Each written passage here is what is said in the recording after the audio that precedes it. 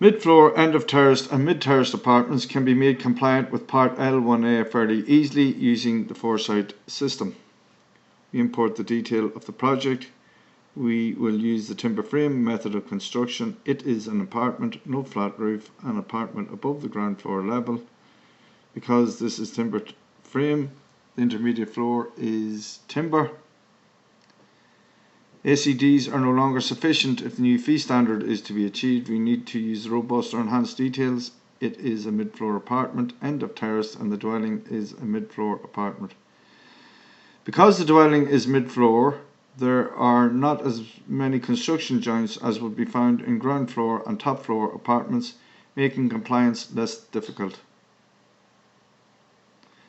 This project has 2 exposed elevations and there is a small volume with these apartments. Compliance is also made difficult by contemporary apartment design which has a lot of glass, and this can cause overheating. We've collected the dimensions required by SAP and the thermal bridge calculator. Let's design the Part L1A specification. Before we start into the design process, let us look at thermal bridge. As you can see, it is really good, less than 0.03. This is because there are very few construction joints and exposed areas in relation to volume with this type of apartment.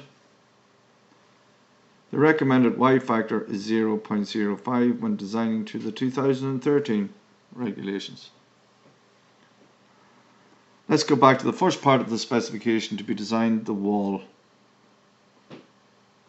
When designing a Part L1A specification using the Foresight system, the user chooses a performance level to design to, in this case the 2013 regulations.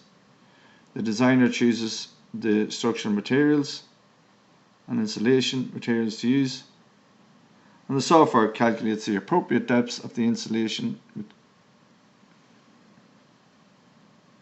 The software calculates the U value to be R433 and is used by SAP in the calculation of the performance of the dwelling. Because this is a mid-floor apartment, the flat ceiling, slope ceiling and flat roof does not need to be designed. The areas not to be designed are locked, and the designer simply clicks on save and it automatically takes the user to the next part to be designed. The windows. The designer chooses the 2013 standard. 2 choices will be presented. Generally speaking, the better U value of 1.4 should be taken when designing apartments.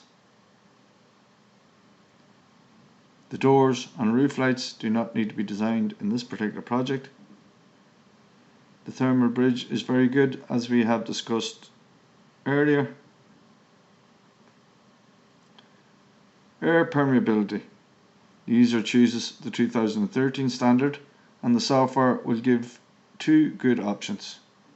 It is our advice that the designer chooses the 5 air exchanges. Anything less than 4 will require a heat recovery system. Heat recovery systems suitable for small dwellings are not common, and this is why apartments should not be designed to an extreme fabric standard. This is something that the industry needs to look at. Ventilation. With the air tightness chosen, we can use natural ventilation. Lighting should always be 100% energy efficient. Stoves as a secondary heating source are not suitable for apartments, and a none option should be taken. Solar panels are not suitable in apartment design, and a none option should be taken. Hot water storage. Combination boilers are most suited to apartment design and requires no tank. We are working on the option of introducing a community heating system, and we hope to have it in place fairly soon. Water usage. A none option should be taken with water usage for apartments. Boilers. All our boilers have an efficiency of at least 90%. Heat control is now becoming very important in the design of part L1A, and we are using a delayed start thermostat and programmer.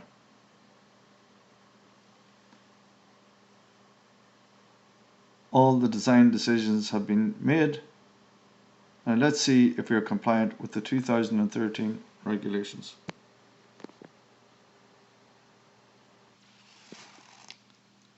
As you can see, there is non-compliance in the DER and TFE, but it will take very little to achieve design compliance.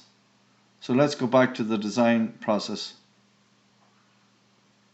When we look at the design options, we are very limited in what we can do. We cannot improve any element of the fixed building specification because secondary heating systems, stoves and solars, and heat recovery systems are not suitable for apartment design. So we'll have to look at the fabric for design compliance. The cheapest and only option is to increase the performance of the wall. And we simply choose the fee standard and click on save.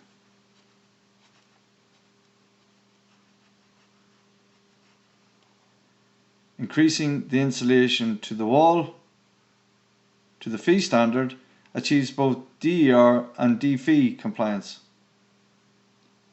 From our experience, the fee standard is as high a performance as can be achieved with apartments and with the technology that is readily available.